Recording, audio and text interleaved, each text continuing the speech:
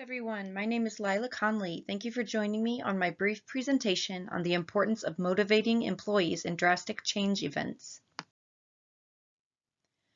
Change is constant. It is continuously happening and for good reason. Without change, businesses and life in general become stagnant and very one note. Progress cannot happen without innovation. Accepting that change exists is easy. Accepting that change is happening is different and arguably much more difficult depending on the situation. While slow changes designed to fine-tune or update an element of the workplace are easy to digest, radical change is disruptive and employees must be convinced of its necessity. In the event of a business welcoming new leadership, this cannot be understated. The leader that prepares will likely get the greatest acceptance and cooperation from their employees. Tina Joyce said that 70 to 80% of all change efforts end in failure. While some of this is due to poor planning, a large portion of change failure is due to management not having the skills to promote the change in such a way that is motivational to the concerned employee. She stated that leaders have to be good at teaching and framing change. By realizing that change is dynamic and social, and by understanding that they must involve their employees in the process, management might be able to win over some hesitant hearts in the organization. Despite change being fluid and continuous, ranging from easily implemented tweaks to complete system overhauls, there are universal truths for the leaders tasked with managing the changes. Leaders must learn how to avoid resistance and motivate people to change, how to control and minimize the disruptive aspects of change during the transition, and how to motivate the organization to support the change rather than oppose it in the long run. Without establishing rapport with their employees, the new leader will never succeed in winning over the people that they are tasked with leading. The leader must do their research before presenting themselves to the business and its employees. To understand how to motivate the employees, the leader must put themselves in their shoes. What is the reason for the change? Did the previous leader retire, or were they replaced for the good of the company?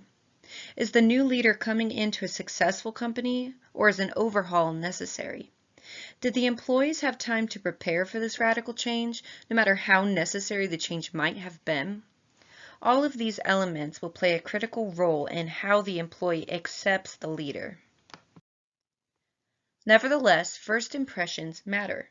In the first meeting with the employees, the leader should first make it understood that they appreciate the culture that already exists at the workplace. As the workplace is a social environment with its own set of cultural norms, it is good for the new leader to highlight what they will not be changing as they move in. They must also speak of their experience and what they are able to bring to the table to move the company toward their objectives. It is crucial that the new leader does not lord power over the employees and makes it known that they are there to facilitate strategy and lead the organization toward success. In Jocko Willink's leadership podcast, he stated that the employees are generally upset about change of leadership, and going on a power trip will thicken the barriers rather than break down any walls.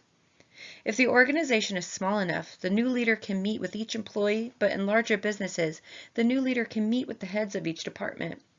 In these individual meetings, the leader must focus on the employee, how long they've been with the organization, their concerns, their family life, their interests, and so on.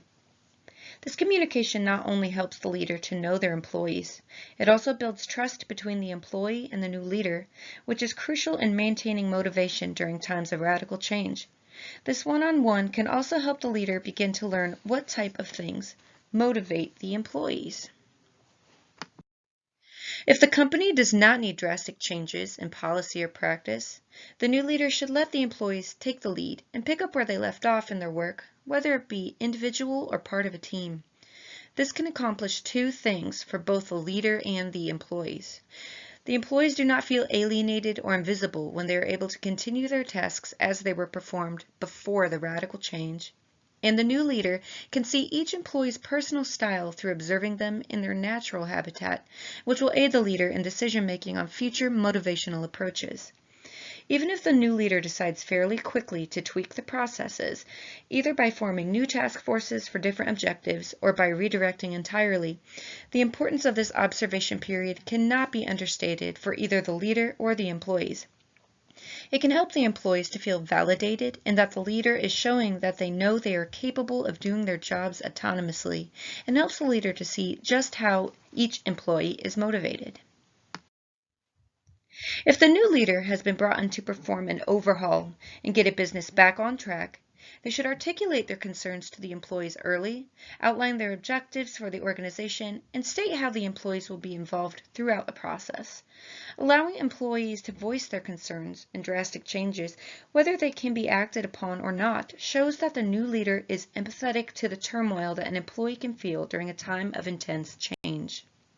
By including the employees in the process, the new leader can motivate them to be an integral part of the path to success, and the empathy element cannot be understated in this process. Managing radical change is more than just about the measurable outcomes that you can see and measure. The soft side of change is caring for and including the people that will be tasked with welcoming, understanding, and implementing the changes brought on by new leadership. This is all about the employee in this respect, understanding that they have feelings and they have concerns, and they also know what they are able to continue bringing to the organization towards success. Change is not possible without people, so the employee needs must be met. The trustworthy reputation that a leader can establish with their employees early will only help them in learning how to motivate their employees and in keeping the employees motivated autonomously. Thank you very much.